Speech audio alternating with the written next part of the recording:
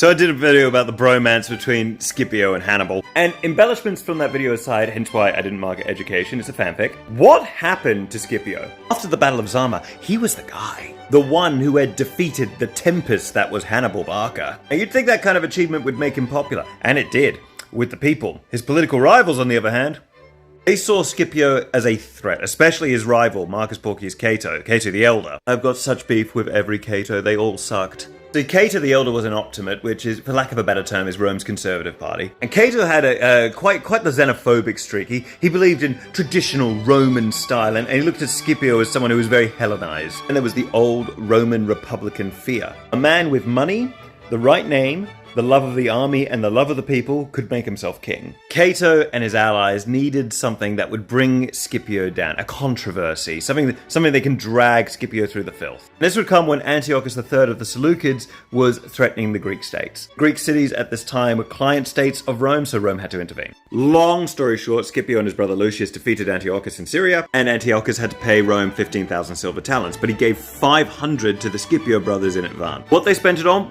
We don't know. It could have been to settle personal debts or pay soldiers. We don't know. This was the moment that Cato the Elder and his allies had been waiting for. They were just like, got your ass! That's bribery! So they dragged the Scipios through court legal proceedings twice. They were just like, we need to see the ledgers! Release the ledgers, Scipio! At the second trial, Cato accused Scipio of trying to make himself king in a military coup. It was such an outlandish accusation that it was vetoed by Tiberius Gracchus the Elder. He's the father of the Gracchus brothers. It's like, this guy saved Rome, what are you talking about? And Scipio was just there in the proceeding, just like it was like Tyrion from Game of Thrones. I saved the city, and all of you.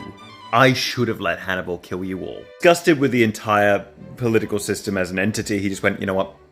I'm done. He retired to his property in Liternum, where he lived out his days peacefully, never wanting to return to Rome. In fact, in his will, his final request was not to have his remains go back to Rome, the city he saved. In one of the most badass epitaphs, Ingrata patria, ne osso quidem habibis.